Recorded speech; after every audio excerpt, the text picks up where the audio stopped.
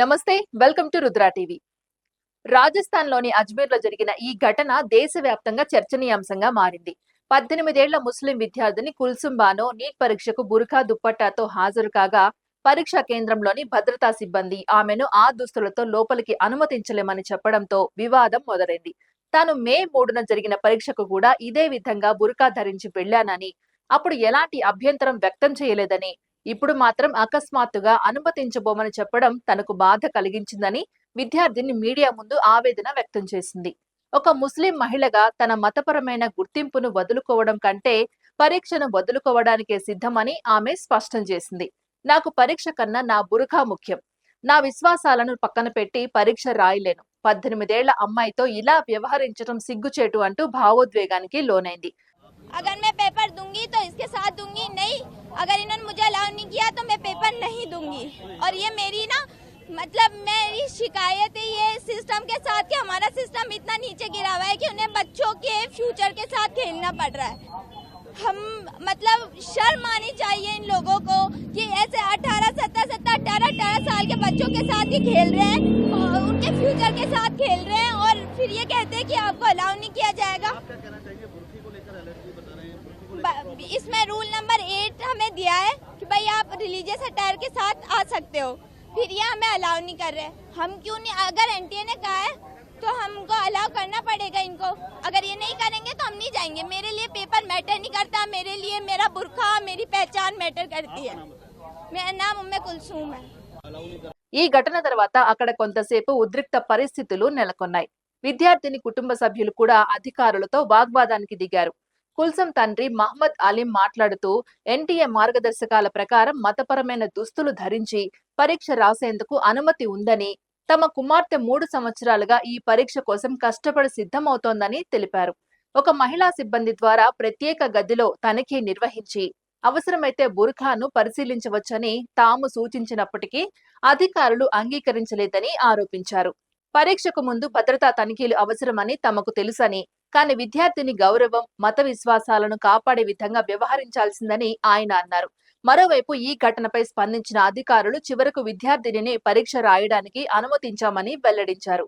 అయితే ఈ ఘటన మత స్వేచ్ఛ, భద్రతా నిబంధనలు, పరీక్ష నిర్వహణ మధ్య సమతుల్యత ఎలా ఉండాలనే అంశంపై మరోసారి చర్చకు దారితీసింది.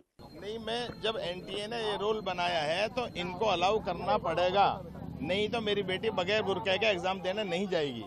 इसकी 3 साल से ये तैयारी कर रही है। 3 मई को मेरी बेटी ने एग्जाम दिया है, बुरके के साथ ही दिया है। हाँ, और रोल 18 में ये बात लिखी हुई है कि आपका जो रिलीजियस है, जो लिबास है, उसे पहन के आप जा सकते हो। ये इनकी अपनी मर्जी है। हमने इनको कहा कि आप किसी लेडीज स्टाफ को बुला के पूरा चेक करा लो, बुरका उतरवा लो अंदर ले जाके पर्दे के साथ। सबसे बात हुई है, ये कह रहे नहीं हम नहीं कर सकते। बस नहीं, या तो हमारी बच्ची एग्जाम जाएगी तो इसके देने जाएगी, वरना हम ऐसे नहीं जाएंगे। हाँ बताया उनको, सुनने को कोई तैयार नहीं है। पुलिस वाले कह रहे हैं भाई हम तो रोल वो हमें तो कानून को मेंटेन करने के लिए, तो मैंने कहा आप उनसे बात करो। मैडम आई कि नहीं हम इसको नहीं मानते, अब क्या कहेंगे। मोहम्मद आलिम नाम है मेरा, ब्यावर। నిజానికి నీట్ పరీక్షల సందర్భంగా ఇలాంటి వివాదాలు కొత్తవి కావు. గతంలో కూడా హిజాబ్, బురకా, తలపాగా, కిర్పాన్ వంటి మతపరమైన దుస్తులు లేదా వస్తువుల విషయంలో వివిధ రాష్ట్రాల్లో ఇలాంటి ఘటనలు చోటు చేసుకున్నాయి. దీంతో జాతీయ పరీక్షల సంస్థ ఎన్టీఏ ప్రత్యేక మార్గదర్శకాలను రూపొందించింది. ఈ నిబంధనల ప్రకారం మతపరమైన కారణాలతో ప్రత్యేక దుస్తులు ధరించే అభ్యర్థులకు పరీక్షకు హాజరయ్యే హక్కు ఉంది. అయితే వారు సాధారణ అభ్యర్థుల కంటే ముందుగానే కేంద్రానికి చేరుకోవాలి. భద్రతా సిబ్బంది క్షుణ్ణంగా తనిఖీలు నిర్వహించేందుకు అదనపు సమయం కేటాయించాలన్నదే ఈ నిబంధనల ఉద్దేశం. పరీక్షల్లో ఎలాంటి అక్రమాలకు అవకాశం లేకుండా చూడడమే కాకుండా అభ్యర్థుల మత స్వేచ్ఛను కూడా గౌరవించాలన్నది ఎన్టీఏ విధానం. ఈ నేపథ్యంలో అజ్మీర్ ఘటనలో అసలు సమస్య నిబంధనలేమి కాదు, వాటి అమల్లో ఏర్పడిన సమన్వయ లోపమనే అభిప్రాయాలు వ్యక్తమవుతున్నాయి. ఒకవైపు భద్రతా సిబ్బంది తమ విధులను నిర్వర్తించాలని ఉద్దేశంతో వ్యవహరించగా, మరోవైపు విద్యార్థిని తమ మత విశ్వాసాలను కాపాడుకోవాలనే పట్టుదలతో నిలబడింది.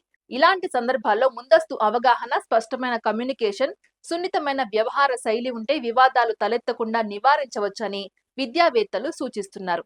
ఎందుకంటే దేశ రాజ్యాంగం ప్రతి పౌరుడికి మత స్వేచ్ఛను కల్పిస్తూనే ప్రజా ప్రయోజనాల కోసం అవసరమైన నియంత్రణలను కూడా అనుమతిస్తుంది.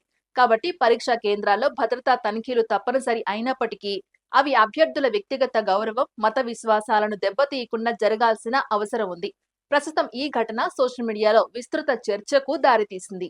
కొందరు విద్యార్థిని నిర్ణయాన్ని మత విశ్వాసాల పట్ల నిబద్ధతగా అభినందిస్తుండగా, మరికొందరు పరీక్షా భద్రతా నిబంధనలను కూడా గౌరవించాల్సిన అవసరం ఉందని అభిప్రాయపడుతున్నారు. అయితే చివరకు విద్యార్థినికి పరీక్ష రాసే అవకాశం లభించటం, పరిస్థితి సద్దుమణగటం సానుకూల పరిణామంగా భావిస్తున్నారు. భవిష్యత్తులో ఇలాంటి వివాదాలు పునరావృతం కాకుండా ఉండాలంటే ఎన్డీఏ మార్గదర్శకాలపై కేంద్ర సిబ్బందికి మరింత స్పష్టమైన శిక్షణ, అభ్యర్థులకు ముందస్తు సమాచారం, అలాగే మతపరమైన దుస్తుల తనిఖీల కోసం ప్రత్యేక ఏర్పాట్లు అవసరమనే అభిప్రాయం బలంగా వినిపిస్తోంది. ఇది ఇవాల్టి అప్డేట్. మరో అప్డేట్ తో మళ్ళీ కలుద్దాం. అంతవరకు చూస్తూనే ఉండండి రుద్రా టీవీ.